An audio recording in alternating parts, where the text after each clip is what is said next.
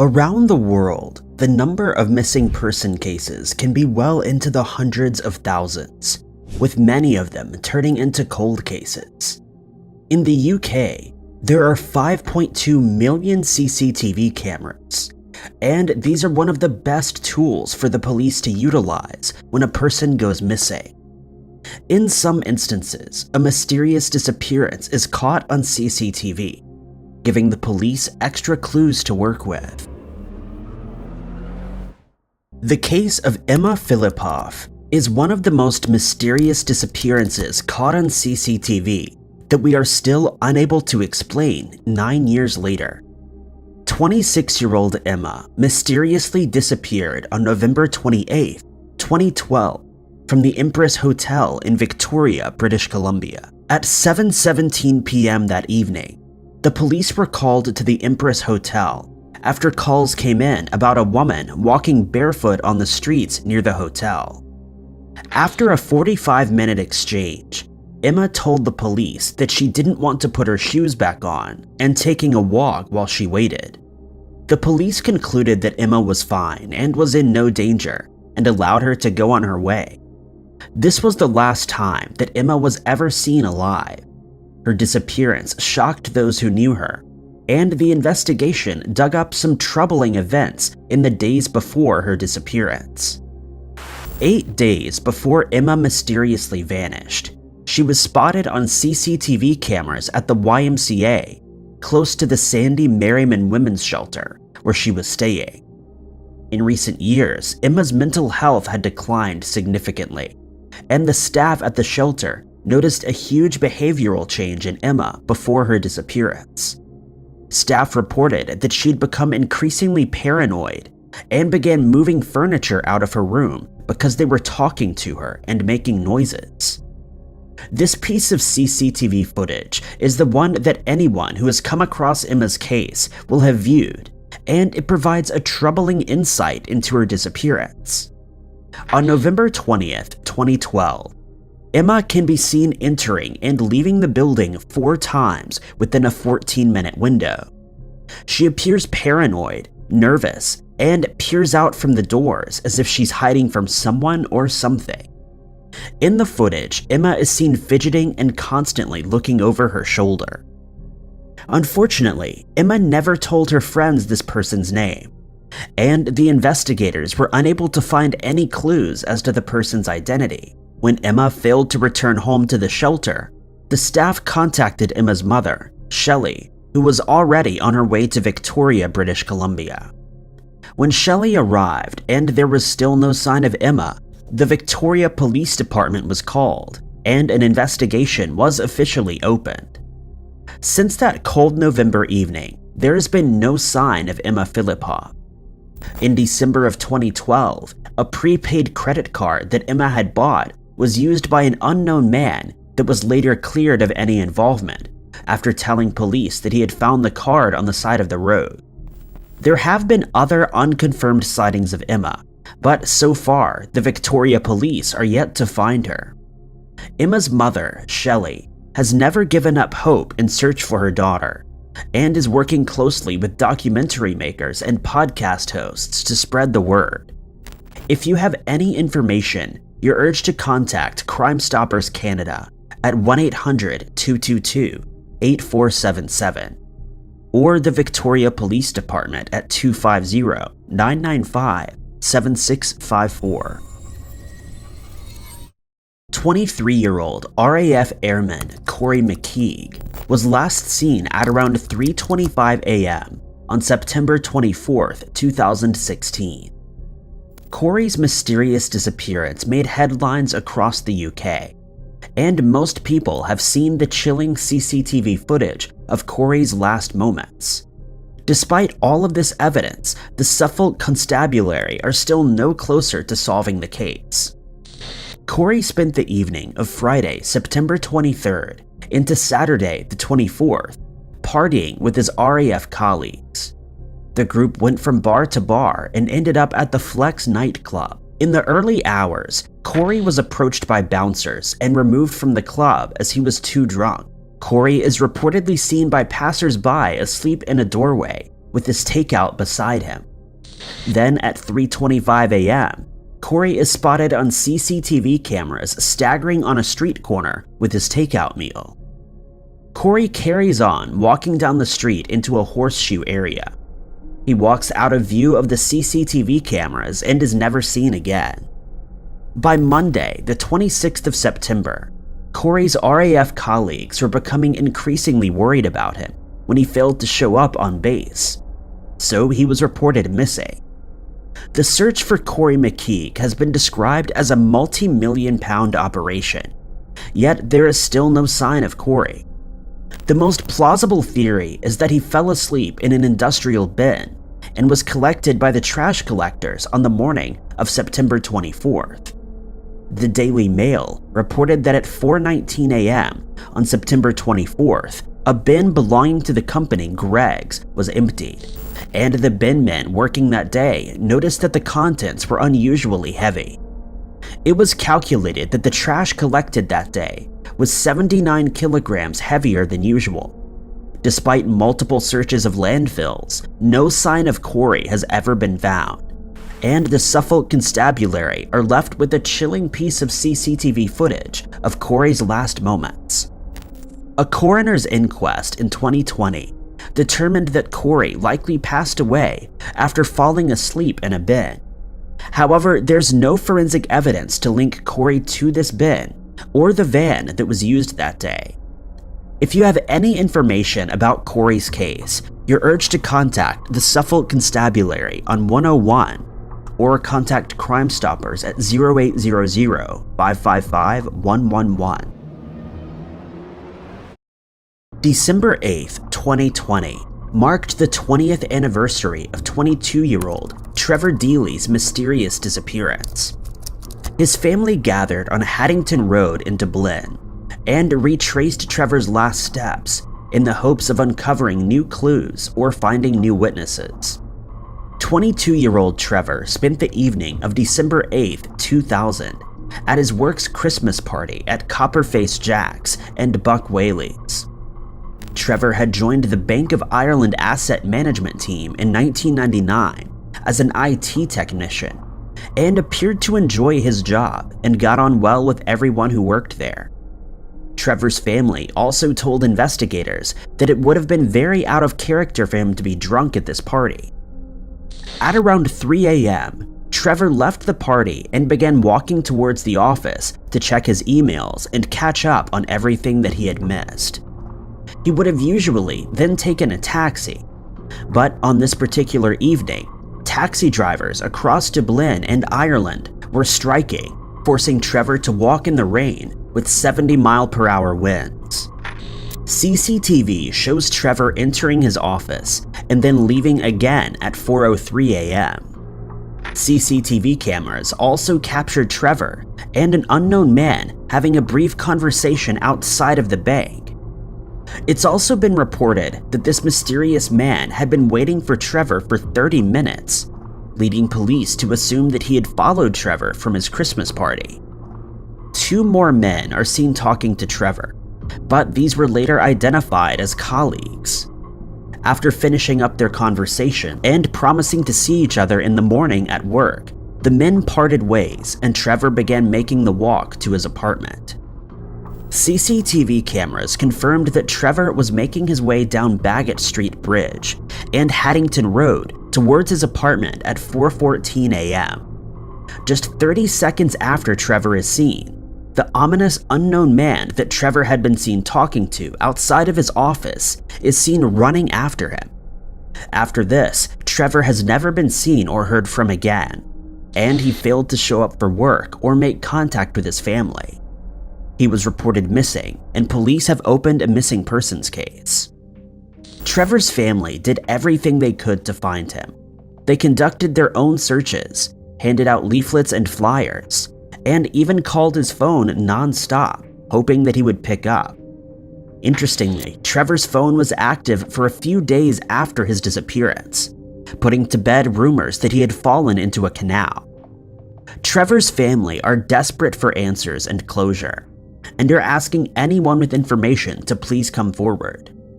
If you have anything you can offer on this case, you're asked to contact 353-1666-0000 or call Crime Stoppers at 1-800-250-025.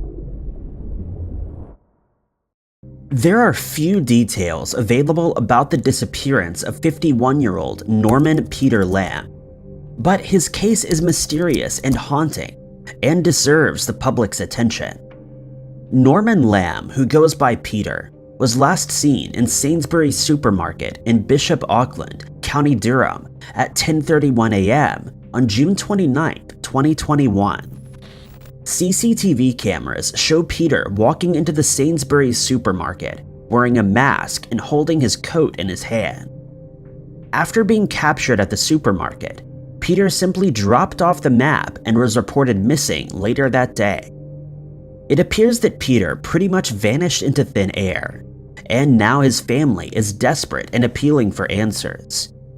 Peter's story made headlines in the Northeast. However, it failed to reach the rest of the UK. Anyone in the area that day who may have seen Peter is asked to come forward and speak to the police. Months after his disappearance, the Durham Constabulary released another statement, asking farm owners to check whether a man matching Peter's description was lodging with them or had taken up work with them. The police have not released why they think Peter may be working on a farm, but he is described as a white male, 6'2", with brown eyes and dark thinning hair. He was last seen wearing a dark blue or black t-shirt, blue jeans, and black shoes. If you have any information, you're asked to contact the Durham Constabulary using 101 or Crime Stoppers at 0800-555-111. In September of 2021, Scottish police held a press conference and announced that they were undertaking a large-scale search and rescue operation in hopes of finding 21-year-old Patrick Lapinsky, who was last seen on September 5th, 2021. CCTV footage shows Patrick and his red Hyundai i20 at a gas station at around 1:15 a.m. The footage shows Patrick walking into the station, paying for his fuel, and then leaving. After this, there have been no sightings of him, and his friends and family are desperate for answers. According to the Scottish police, Patrick is believed to have been headed for the Scottish Highlands, which is a 2.5-hour drive. During the search, Patrick's car was found abandoned in the area. However, the details surrounding this have not been released to the public. The police have not indicated whether they believe foul play is involved, but they're asking for anyone with information to come forward. There are no mentions of the condition of Patrick's car, and people in Scotland are beginning to suspect that other important details are being withheld. Why would someone fill up their car with fuel only to drive to a location 2.5 hours away and abandon it?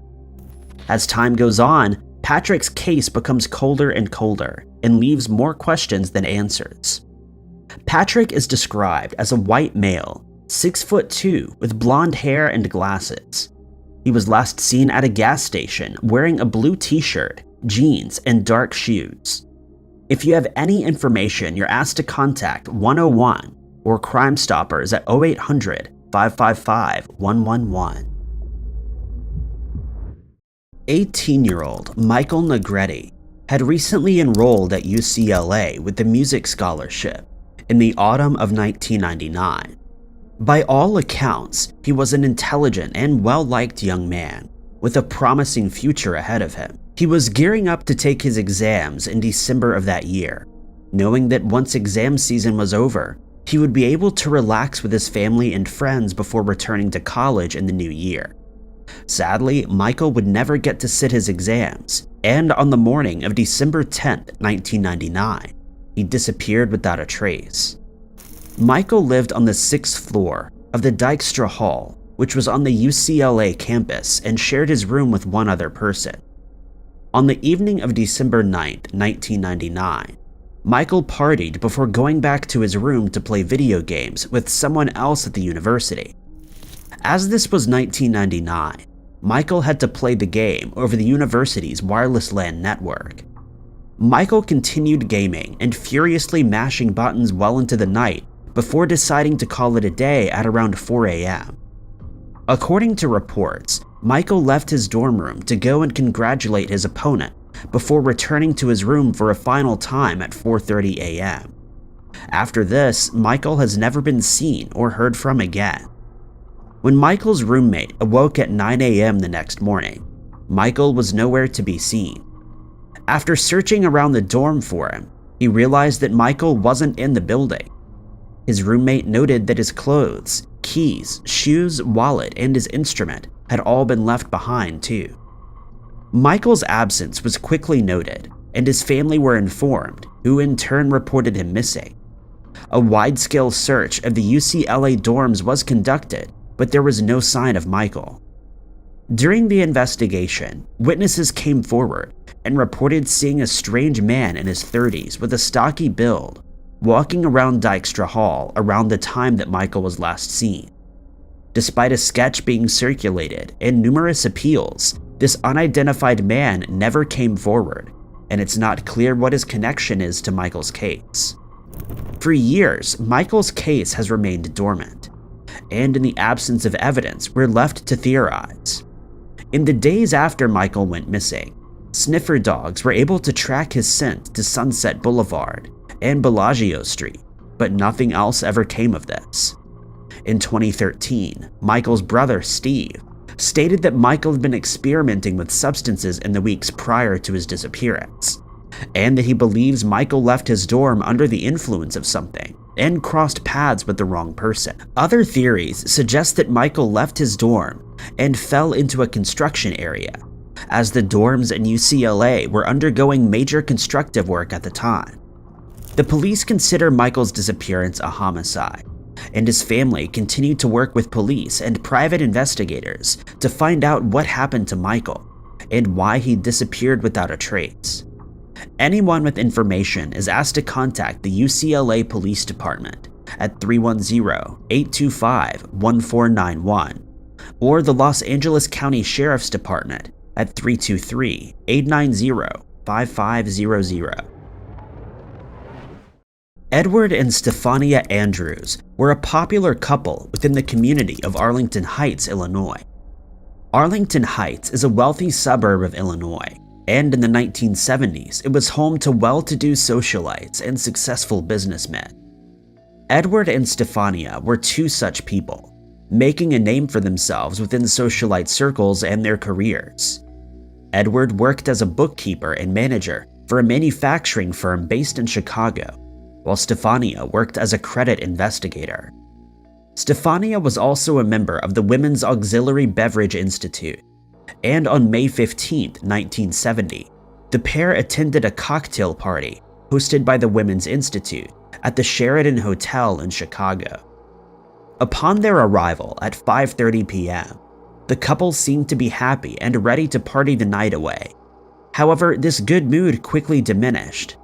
According to other partygoers, Edward looked ill and complained that he was hungry, and began behaving strangely, staggering from side to side.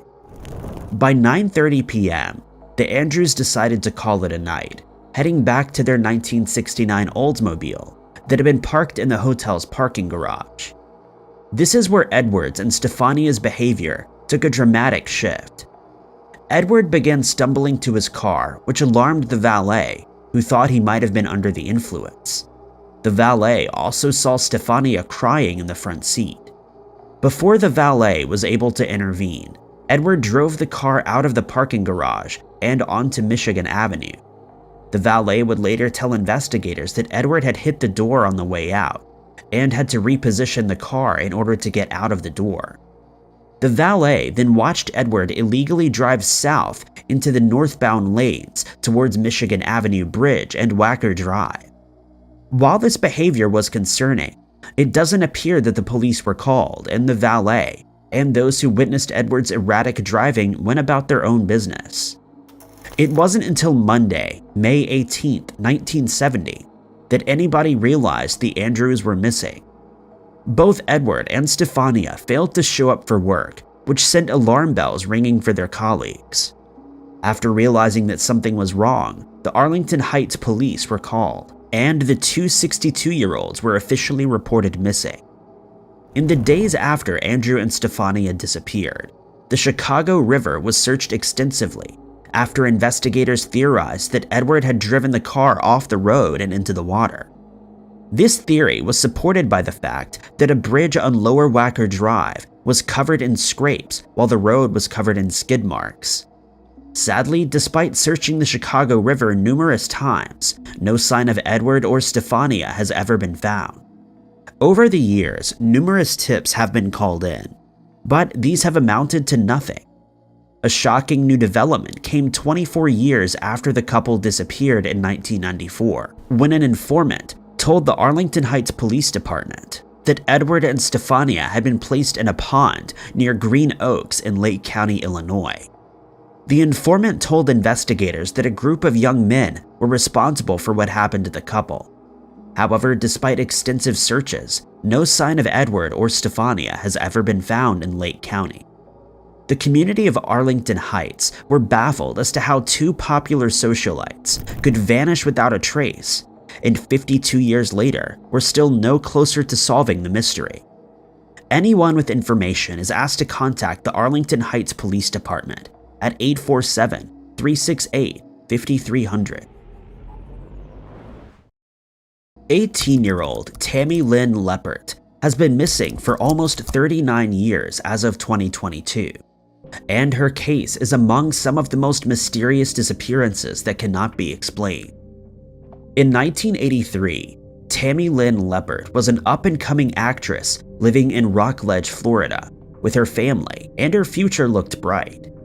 In 1982, she landed a role in the film Spring Break, which brought in over $25 million at the box office. This role changed Tammy's life. She'd been a successful beauty queen throughout her childhood, and now she was headed for stardom. However, an out-of-town party would change all of that. After Spring Break was successful, Tammy went to an out-of-town party without the accompaniment of any adults, according to her mother, Linda Curtis. Tammy came back from the party a drastically different woman. She became very paranoid, evading phone calls and looking at everyone she passed with suspicion. Linda was, of course, concerned for her daughter and asked what was wrong. Tammy tried her hardest to avoid answering the question before settling on the answer of, quote, "I saw something awful, something really bad that I was not supposed to see. Mom, what would you say if I told you someone was trying to harm me?" Linda kept pushing the matter, but each time Tammy shut down. She would only say that, quote, "they were after her," but again refused to elaborate as to who they were. As the weeks passed, Tammy's behavior became more erratic, but when she received a small part in the film Scarface, her family and friends hoped that a new project would allow her to shift her focus and bring her back to reality. Unfortunately, the filming of Scarface did the exact opposite, and just 4 days into filming in March of 1983, Tammy freaked out during the filming of a particularly graphic scene. As a result of her breakdown, the director sent Tammy home, and Linda, her mother, assumed the care of her once more. Her behavior only began to escalate again, and according to Unsolved Mysteries, Tammy would only eat food from other people's plates and refused drinks if they were in open containers, fearing that someone was trying to poison her. This behavior continued before Tammy eventually erupted, which saw her admitted to the Brevard County Mental Health Center in early July of 1983. Linda and Tammy's friends were extremely concerned for her welfare, and did everything they could to get her the help that she needed. Linda spoke to the doctors at the mental health facility and with the local sheriff's office, but nobody could find any threat to Tammy's life or any psychiatric conditions that may have explained her behavior. During the filming of Scarface, Tammy had rambled to the director about something about money laundering. However, the director wasn't able to make any sense of the conversation due to Tammy's heightened emotional state. By July 6, 1983, Tammy had been released from the mental health facility, and it appeared that things had calmed down. On the morning of July 6th, Tammy and her friend, Keith Roberts, jumped into Keith's car and headed towards the beach. According to Keith, he and Tammy got into an argument on the way to the beach, and Tammy asked to be let out of his car. Keith obliged and apparently let Tammy out on State Road A1A in Cocoa Beach near the Glass Bank building. Bizarrely, Tammy left behind her bag, purse, and identification, something that she would have needed to make the 5-mile journey home. It appears that Keith has never disclosed what the two argued about, or why Tammy was so insistent to get out of the car. After getting out of the car, Tammy Lynn Lepert has never been seen or heard from again, and her disappearance continues to haunt investigators. In the absence of any evidence, theories have sprung up over the years, and the most prevailing theory is that Tammy saw something she shouldn't have while she was out at the party. Her mother, Linda, believes that Tammy has either met with foul play or suffered from amnesia and is living a new life somewhere else. According to the Cocoa Beach Police Department, they received 2 calls in the years following Tammy's disappearance by a woman claiming to be Tammy, who told them she had run away and started a new life as a nurse. This is a claim that was heavily refuted by all of those who knew Tammy, as Tammy was extremely squeamish. Apparently, Linda Curtis passed away in 1995 without ever knowing what happened to her daughter. Tammy's siblings and friends now continue the fight for answers and justice. Tammy's case has been linked to serial killers, organized crime, and possibly the idea that she ran away voluntarily. However, until new evidence comes to light, it's likely that we will never know. Anyone with information is asked to contact the Cocoa Beach Police Department at 407-868-3269 or 321-868-3251. In the years since his mysterious disappearance, Lars Maten has taken on the name of the most famous missing tourist in the world.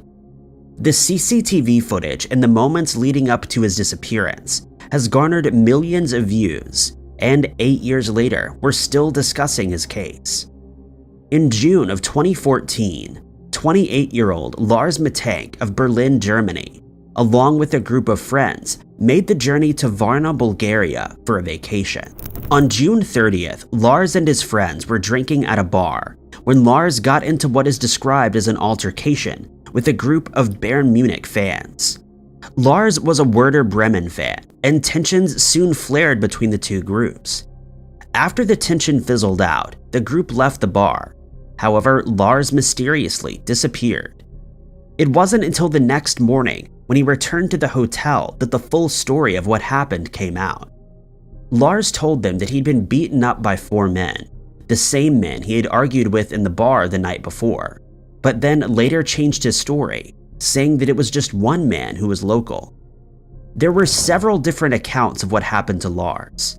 Some say he was beaten while inside the bar, while his friends maintained that he disappeared after leaving the bar, but also state that he gave differing stories of what happened. Despite not knowing for sure who was responsible, his friends knew one thing, and that was that Lars was in a bad state. They went with him to a local doctor, who confirmed that he suffered a ruptured eardrum, as well as an injury to his jaw. Lars was given antibiotics and told not to fly until he had healed. His friends offered to defer their flights and stay with Lars until he was cleared to fly, but Lars declined their offers.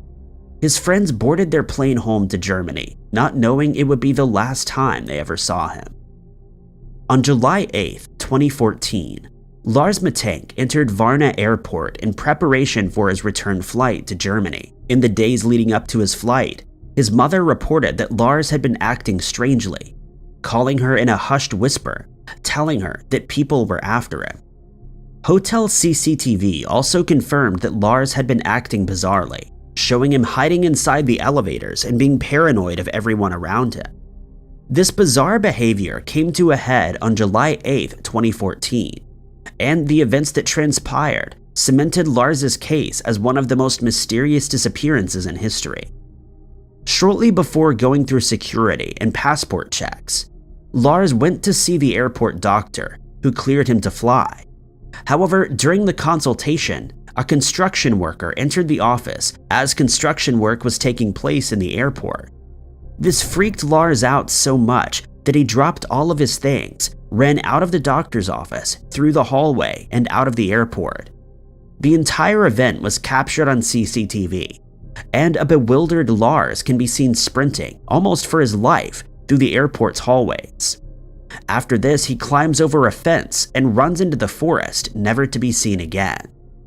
Investigators were called to Varna Airport, and in the years that have passed, there have been numerous investigations and searches, but there's been no sign of Lars. Dr. Todd Grande suggested that Lars may have experienced something called first break psychosis, which would explain his bizarre behavior and paranoia. Others believe that the men from the bar are involved, and that they hold the key to finding the world's most famous missing tourist. Anyone with information is urged to contact the Varna police at 359-52-355-311 or the BKA at 490-611-550. 18-year-old Russell Bowling of West Ella, Yorkshire, had his whole life ahead of him and was looking forward to what the future would bring. During his school years, Russell had suffered from communication issues, but after finishing secondary school, he enrolled in a bricklaying course at Bishop Burton College where he was doing well. On the morning of March 2nd, 2010, Russell left his home in West Ella, got into his car, and began the 10-mile drive to college. At least that's where his parents believed he was headed. In reality, Russell was headed for Bempton Cliffs, 45 miles away from his home in West Ella, and in the opposite direction of his college. As far as his parents were concerned, Russell had left for another day at college and would be back home in time for tea. But as darkness fell and there was no sign of Russell, they began to worry. Fearing the worst, his parents called the police and reported their son missing. Meanwhile, at Bempton Cliffs, an RSPB employee noticed Russell's car in a car park close to the cliffs. The car had a parking ticket displayed, and the RSPB employee went about their day. It wasn't until the next morning, when the RSPB employee saw Russell's car again, that the alarm was raised. The ticket had since expired, and the employee called the owners of the car park to report what they had found. When the police learned about Russell's car being found at Bempton Cliffs, they rushed to the scene, hoping they could find clues pertaining to Russell's whereabouts. But they were unable to uncover anything. The Humberside Fire and Rescue Service were also called out to the scene to perform an extensive search of the cliff sides and surrounding areas using thermal imaging cameras, but they too failed to turn up any evidence. In the days after Russell's disappearance, the police released new information about Russell's last movements. It was revealed that just 30 minutes before he set off from his home in West Ella on March 2nd, 2010, he'd visited the RAF Bempton website. This is significant as Bempton Cliffs is home to a disused RAF radar station that was taken over by a bizarre cult in the 1970s. According to Russell's father, Russell had become fixated with the group and had even kept a USB of the cult's art that they'd scrawled across the walls of the radar station. After this upsurge in activity, the radar station was a hotspot for urban explorers, which led to the radar station being sealed, but that didn't stop people from trying to get a peek inside. It's theorized that this USB stick may have had something to do with Russell's disappearance, as it's never been found. Did Russell uncover something that he shouldn't have, or did he go exploring in the wrong location? The police also searched Russell's sat-nav and found that in the days leading up to his disappearance, he had visited places across North Yorkshire, and that these towns or cities may hold some significance to his disappearance. His parents also retraced his steps to Bempton Cliffs, and found that it would have been impossible for him to drive from West Ella to Bempton Cliffs without stopping for gas. According to reports, there was no activity on his card on the morning that he went missing, and he had little to no cash on him. So how did his car make it all the way there without any money for gas? Since his mysterious disappearance, Russell's parents have fought tirelessly for answers, And despite numerous media appeals, they're still no closer to finding the truth. At the start of the investigation, it was theorized that Russell may have taken his own life. However, there's been no evidence to support this.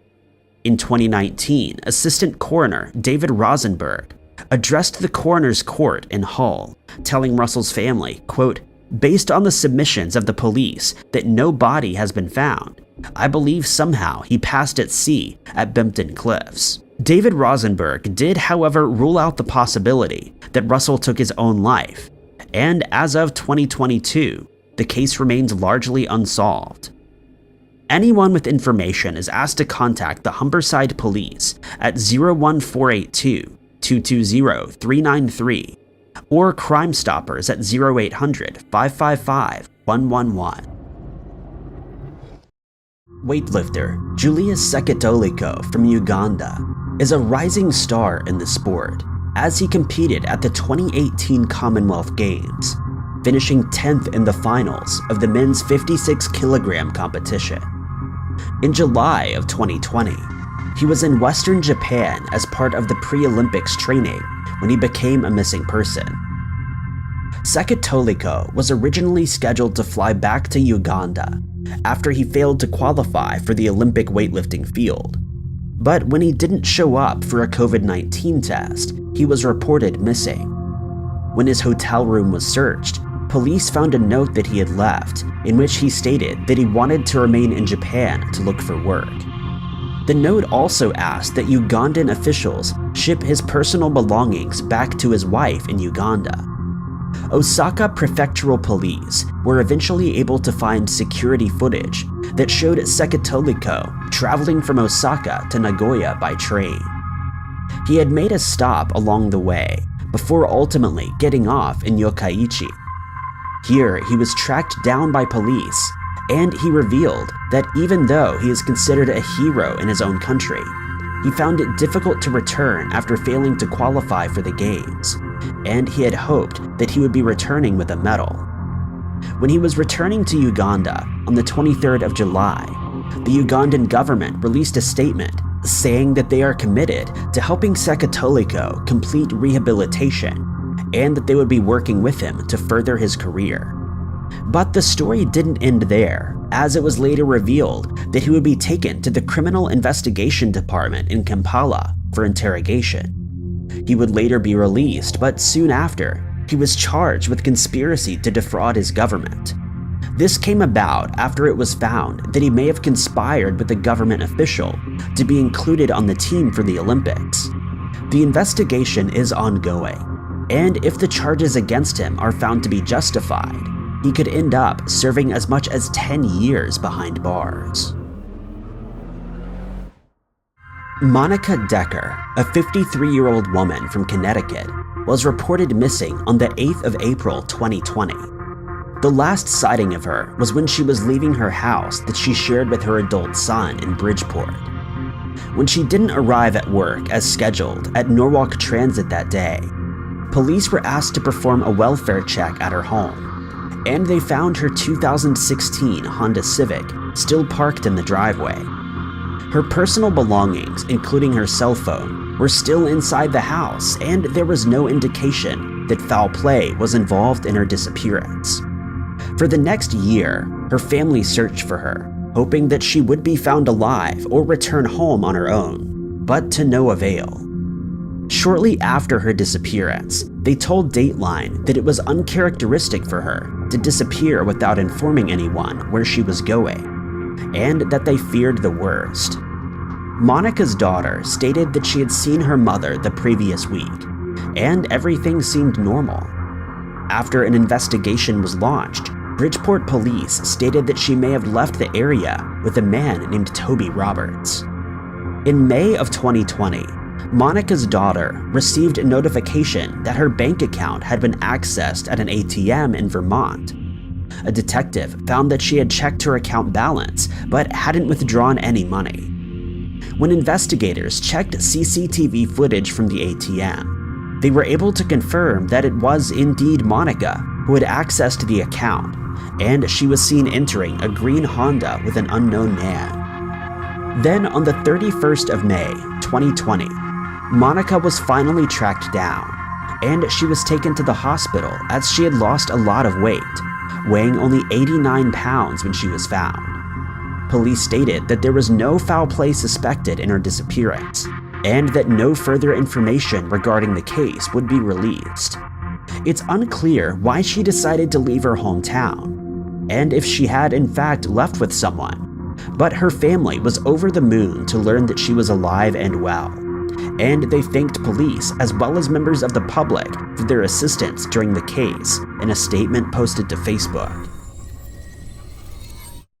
On the 25th of November, 2020, U.S. Forest Service officials found a vehicle in the parking lot of a campground in the Diamond Fork area of Spanish Fork Mountains in Utah. When the car was searched, they found camping equipment and information that led them to the identification of the missing woman, whose name has not been released. The area was immediately searched by the Utah County Sheriff's Office, but they were unable to locate her, and investigators feared the worst. Police then received telephone information that led them to believe that she was in Colorado, and her car as well as her camping equipment was impounded, as it was believed that she had abandoned them.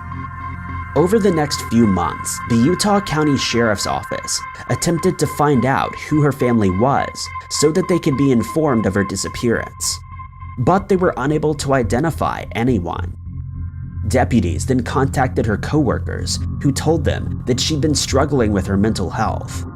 Then on the 2nd of May, 2021, a sheriff's office sergeant traveled back to Diamond Fork along with a nonprofit aerial search organization in an attempt to find out if she was still in the area.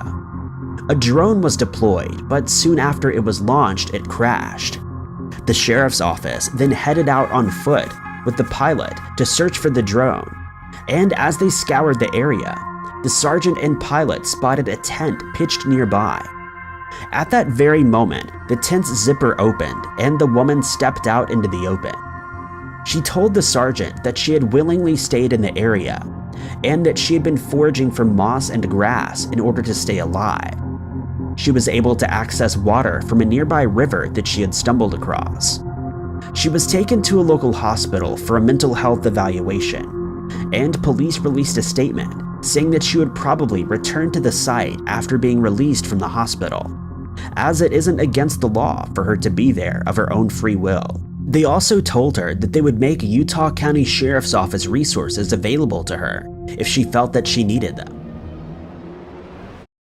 Husband and wife Ian Irwin, age 72, and Carol Kiparski, age 77, were staying in a cottage in the Iverness Sea Haven area, where they were having a vacation in February of 2020. They were supposed to check out on the 15th, but they failed to do so. Their cottage was checked, but the couple was nowhere to be found. When Marin County Sheriff's investigators looked for clues in the cottage, they found that the couple's clothing, wallets, phones, and their car were still there, but they found no clues as to where they may have been heading. They were reported missing, and when Ian's son was informed, he stated that he wasn't too worried as they had the skills to survive in the woods, since Carol was an herbalist and mushroom hunter, and Ian had a background in mountaineering. Over the next few days, searchers scoured the surrounding areas by land, boat, and air, and on the 20th of February, their search efforts were transitioned to a rescue mission and then to a recovery operation. But 8 days after they'd gone missing, the couple was found alive and well in the wilderness after a team of volunteers was canvassing the area that had already been searched. In an area near a creek drainage that leads to Shallow Beach, they heard yells and they knew that they had found them. The couple told police that they had gone for a hike on Valentine's Day, but had gotten lost when it got dark. As they tried to make their way back, they had a fall and ended up stuck in the woods. Carol attempted to search for help, tying her scarf around a branch to find her way back to Ian, but she was unable to find a way out of the thick vegetation. They were able to stay alive after they had found a puddle that they could drink from, and Ian kept Carol safe from poison oak, as well as thorns, by lying over them so that she could go over him. When Ian's son was informed that they had been found alive, his mindset instantly switched from sorting out an estate to planning out how he was going to travel to Iverness to meet up with them. When they were found, they were in good spirits and were taken to a local hospital and treated for mild hypothermia, since they were both wearing thin summer clothing when they set out on their hike. Holly Suzanne Courtier, a 38-year-old former nanny from Woodland Hills in Utah, was last seen on the 6th of October 2020 when she had gone missing in the Zion National Park, one of America's most treacherous hiking areas. Holly's younger sister, Jillian Oliver, stated that she had seen Holly days before she left for Zion, and that she seemed in good spirits. The two women lived close to each other, and Holly has stopped by Jillian's house to catch up. They were having dinner, but Holly wasn't eating since she was on a fast, something she did quite regularly. Jillian described her sister as a free spirit who is prone to being spontaneous, and stated that she didn't inform anyone that she was planning to travel to Zion. When she left that day, she gave Jillian a big hug and choked up a little, saying that she loved her as if she wasn't going to see her for a while. When a missing persons report was filed by Holly's roommate, investigators found that she had used her credit card to pay for entry into the park. It was then discovered that she'd failed to show up for her scheduled shuttle, and a search was launched. Jillian traveled to Zion to aid in the search, and for 6 days she received updates, but Holly remained missing. Search and rescue personnel learned that Holly had no food or water with her, but her sister hoped that her fasting habit would help her survive. But 12 days after going missing, rangers were informed by a park visitor that they'd seen Holly while they were out hiking. They immediately made their way to the area and discovered that she was still there, alive but struggling. She had no gear with her to help with the expedition, and hadn't done any planning before heading out. She was able to survive by staying close to the Virgin River, but was emaciated since she hadn't eaten for days. Holly would later explain that she had hit her head and become disoriented, but rescue personnel were puzzled by the fact that she wasn't found earlier, since Virgin River is a popular hiking spot where she would have easily been seen. She was taken to a local hospital where she was treated for the beginning stages of kidney failure. Years after Katie Egleston disappeared from work in 1993, her creepy missing person case still remains unsolved. Her parents kept open a tip line and manned a private investigation up until they passed away a few years ago, but never got any closer to finding out what happened to their daughter. Katie was a 22-year-old recent graduate from Oregon State University. She lived in the suburbs just outside of Portland with her older sister, Janet, and had recently started a job at a telecommunications company called AllNet. August 2nd, 1992, was supposed to be her first day working the job alone. In the morning, she was going to a meeting at the company offices. Then she would spend the rest of the day selling AllNet to businesses in Portland. There was nothing unusual about the meeting, and for most of her business calls later in the day, nobody noticed anything odd. Later in the afternoon, something seemed to change though. Katie went to the Port of Portland building, where a number of people noticed her looking worried and preoccupied. She was last seen at about 2:15 p.m. when the person she made a sale to saw her getting out of an elevator with an unidentified man. He was described as having a dark complexion and dark hair. Katie was supposed to meet with her boss at 5 p.m., but that never happened. She also didn't return home. Her family reported her missing the following day, and it was discovered that Katie's car was found by a security guard in a parking lot of an industrial complex at 12807 Northeast Airport Way.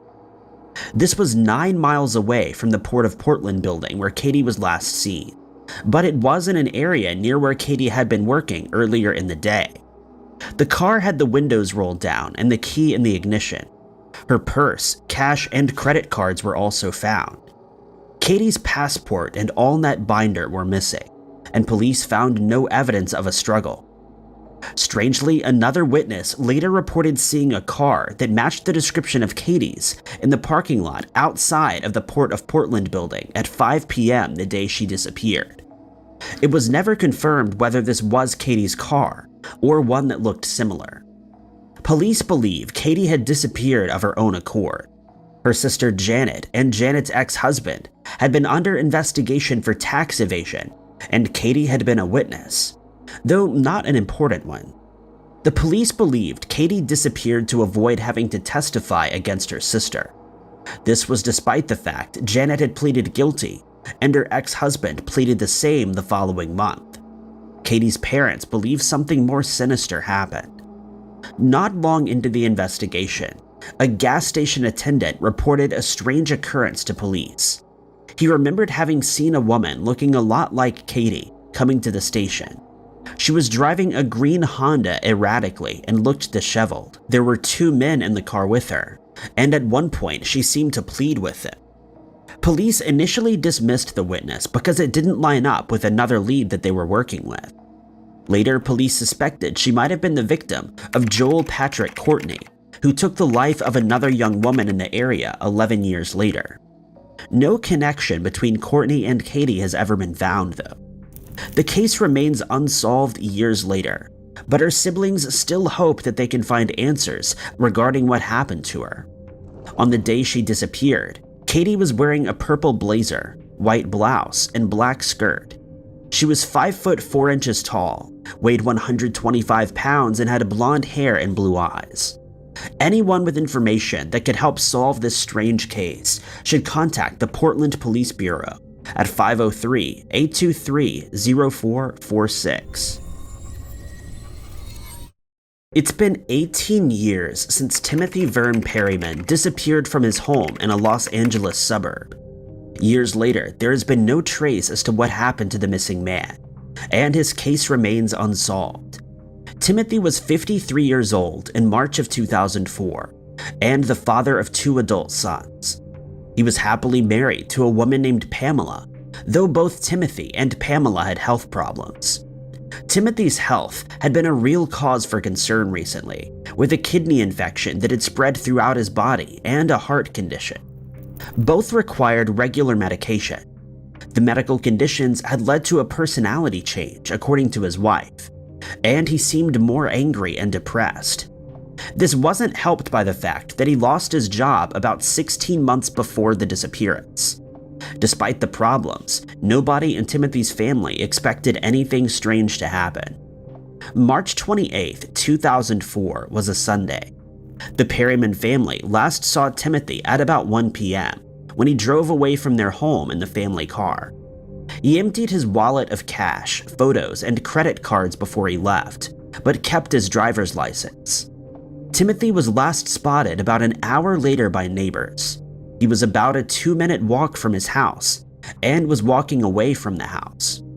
Later that day, between 5 and 6 p.m., other members of the Perryman family noticed his car was back in the driveway.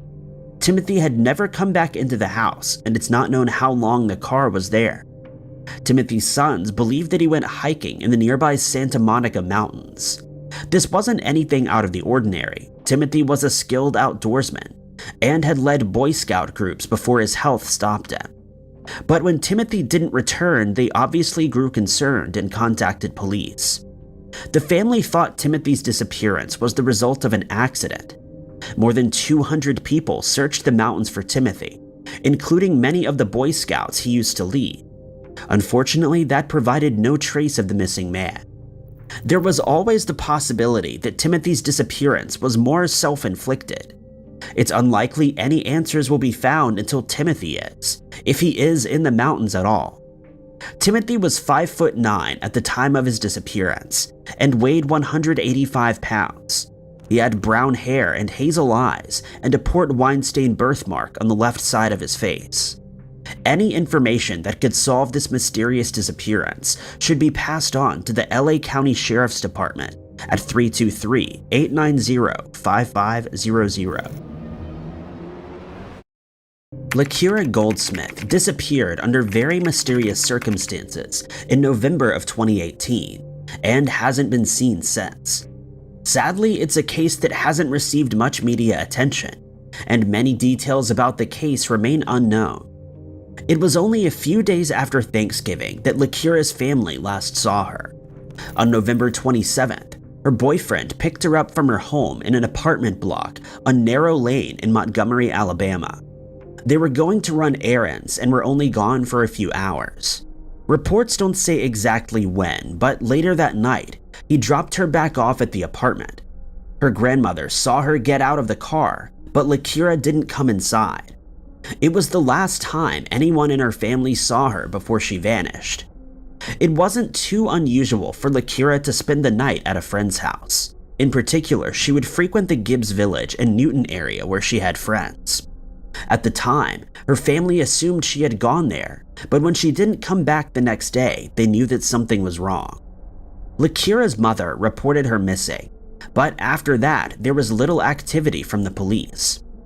About a month after Lira vanished, her family had to set up a petition for the police to actually look into the case. It was another 2 months before the police actually got involved. A year after Lira vanished, it was discovered that police hadn't actually filed her as a missing person. In the meantime, Lira's mother and friends had been organizing searches for the missing woman.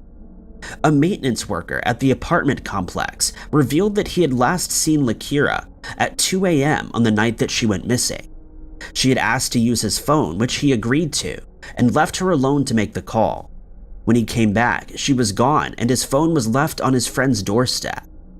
Because of the time that it took police to get involved in the case, surveillance footage from the apartment complex and other areas had been deleted and valuable clues were lost.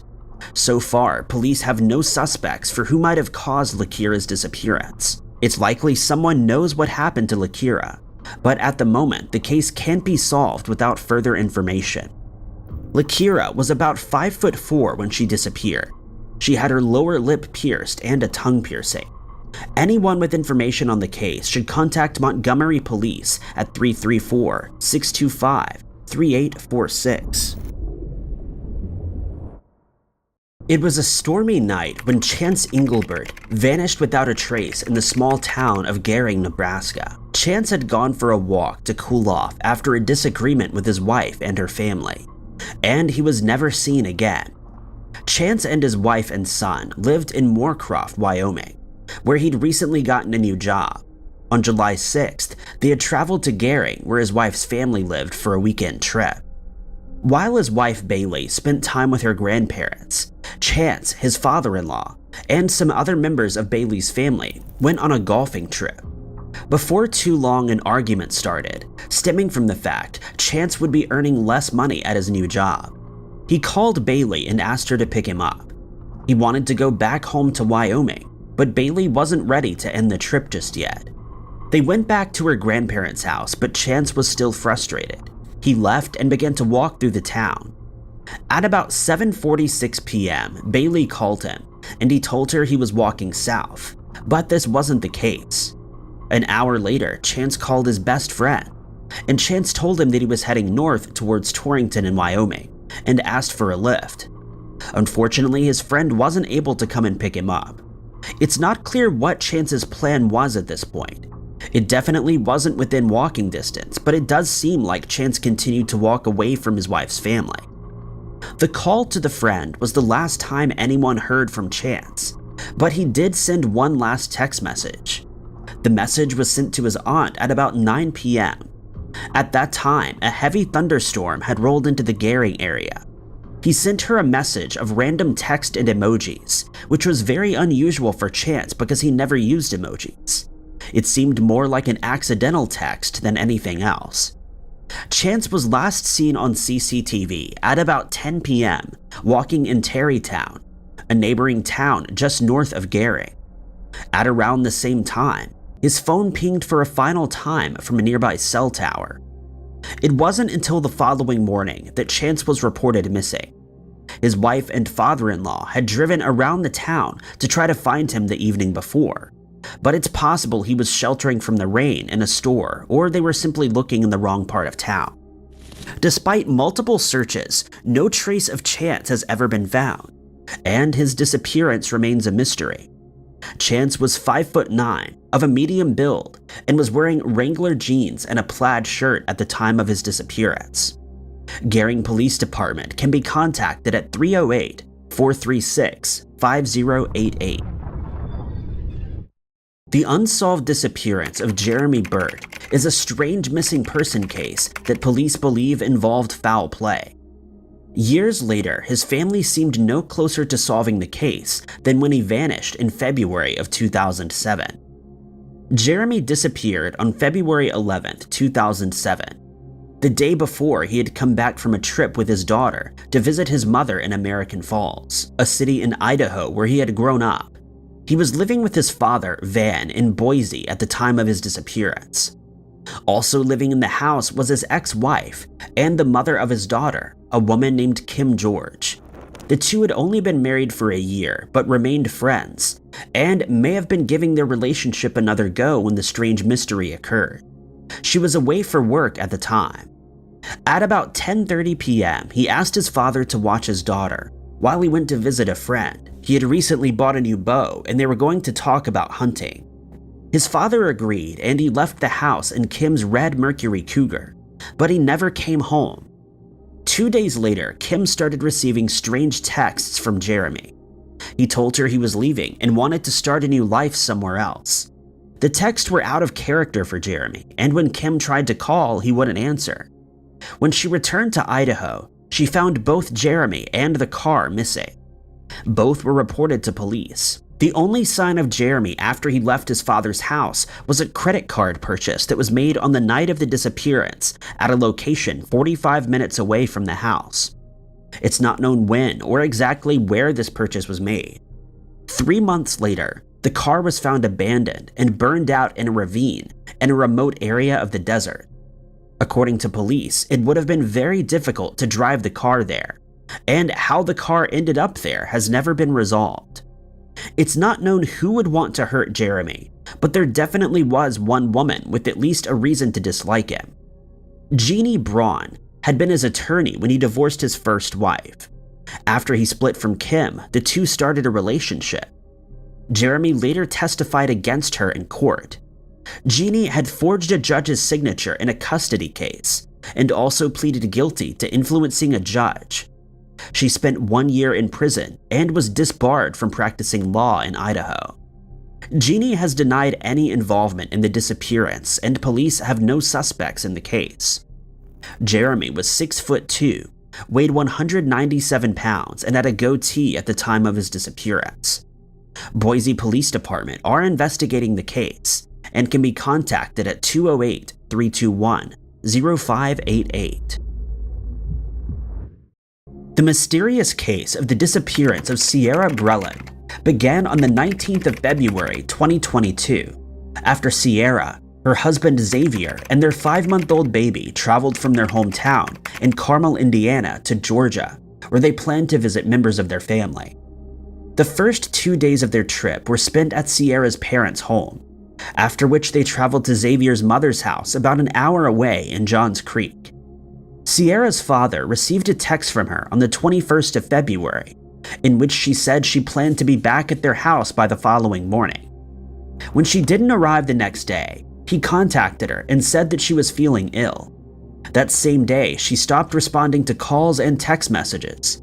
And on the 26th, Xavier decided to report her as a missing person. He claimed that Sierra disappeared after they had returned to Carmel, and that she had left to walk to a nearby store at around 10 p.m. on the 25th of February.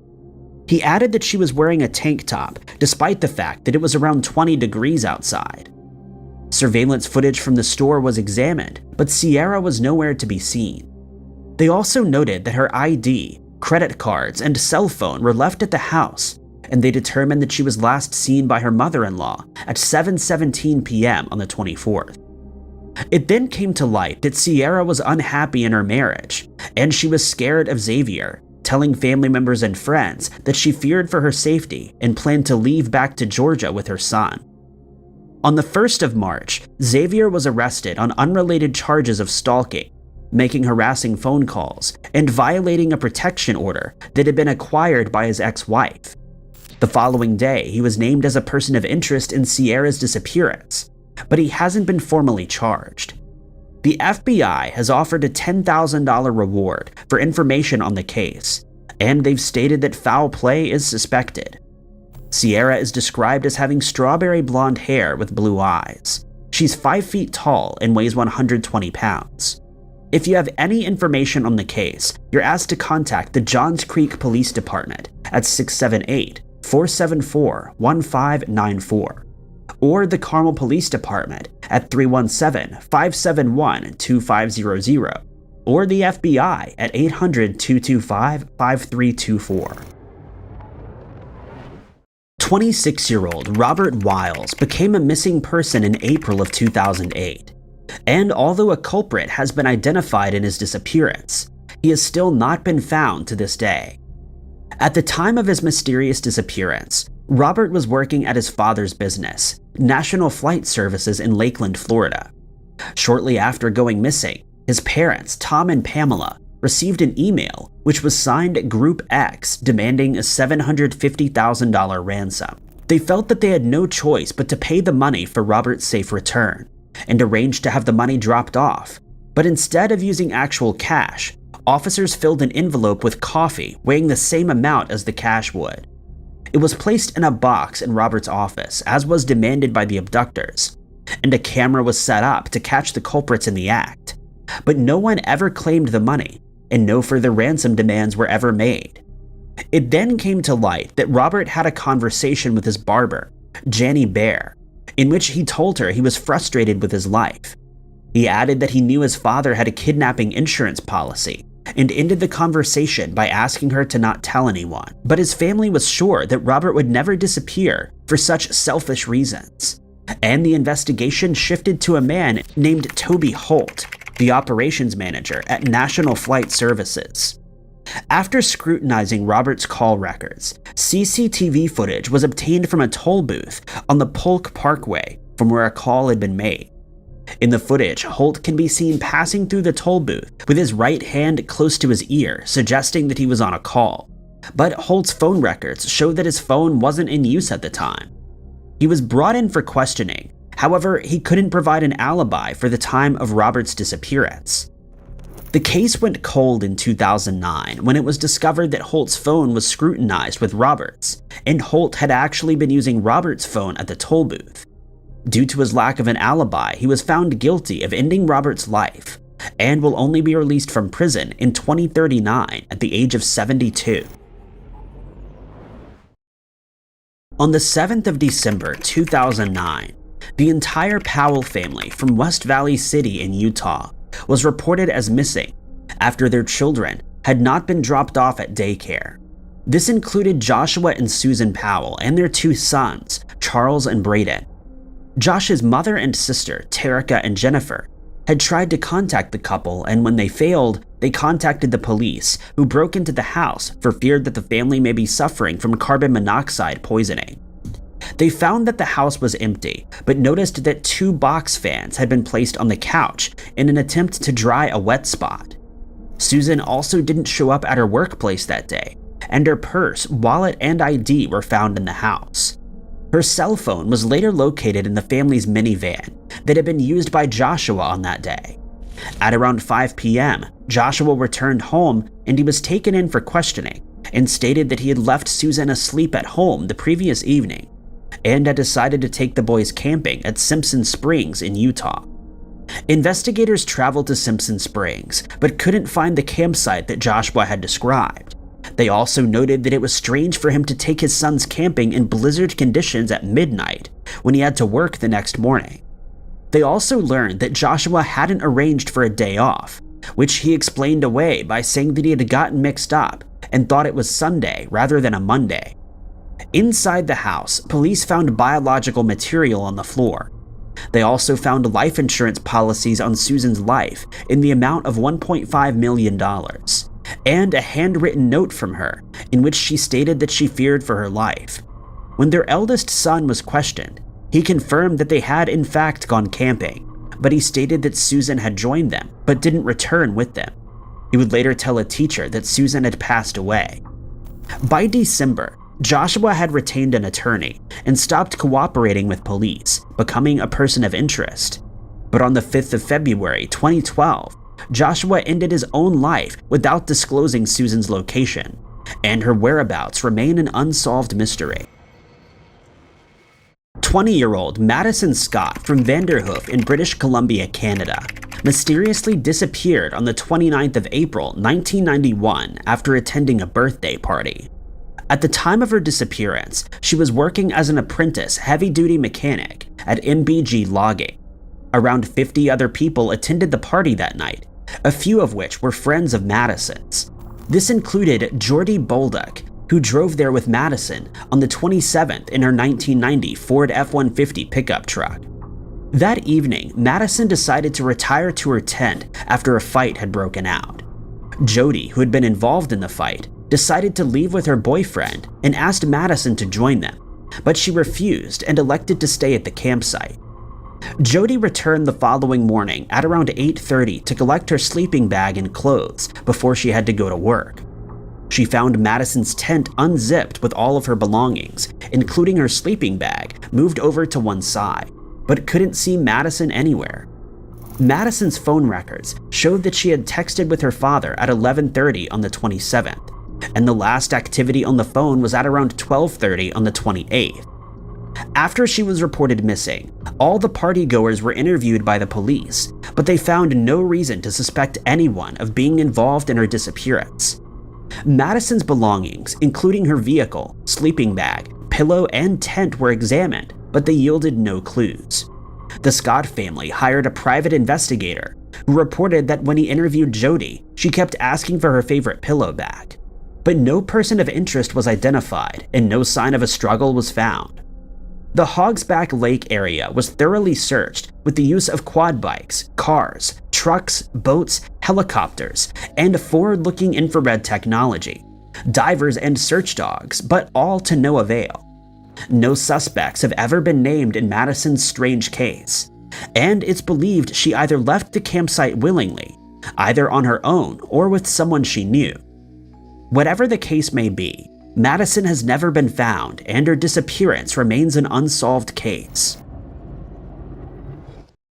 When it was found that 24-year-old Derek Luking had vanished after he didn't show up for work on the 15th of March 2012, a friend of his alerted his roommate, Ryan Molden, who contacted Derek's family in Virginia. They traveled to Derek's house in Tennessee and checked his computer, which showed that he had done a search for the Great Smoky Mountains National Park. He had also made a reservation at the Microtel Inn and Suites in Cherokee, North Carolina. When they reached the hotel, they checked his room and found a Bible on the bed and a liquor bottle on the floor. They checked the hotel's CCTV surveillance footage and saw Derek leaving with just a day backpack. They decided to go out looking for him, and they were able to locate his car, a white Ford Escape, in the parking lot of the newfound Gap on the border between North Carolina and Tennessee. Inside, they found a brand new survival gear with a value of around $1,000. Other items that were found include a military survival manual, his wallet, and cash. They concluded that he was obviously getting ready to go into the wilderness but couldn't understand why he'd left all his gear behind. They were surprised when they also found a note reading, "Don't try to follow me." This gave them great concern for Derek, as his father had noticed a change in him during the last year. He had started drinking and smoking, which wasn't like him, but his family assumed that he was dealing with postgraduate stress. A search was quickly undertaken, and campers in the area were questioned. Strangely, no one had seen Derek, despite the park being very close, and investigators believed that he went off the trail immediately and had gotten lost. 60 people and 3 search dog teams continued to look for him, looking for tracks or any clues as to where he had walked, but nothing was ever found. Theories on what may have happened to Derek include the possibility that he'd been in an accident and passed away. Some people have suggested that he may have been forced to write the note and that he was abducted, though no proof of this exists. For now, at least, his disappearance remains a strange mystery. Thank you guys so much for watching. If you liked this video, be sure to hit that like button. Also, don't forget to subscribe and click that notification bell to keep up to date with all of our future uploads. But my name is Ty Knotts, and I'll catch you guys in the next video.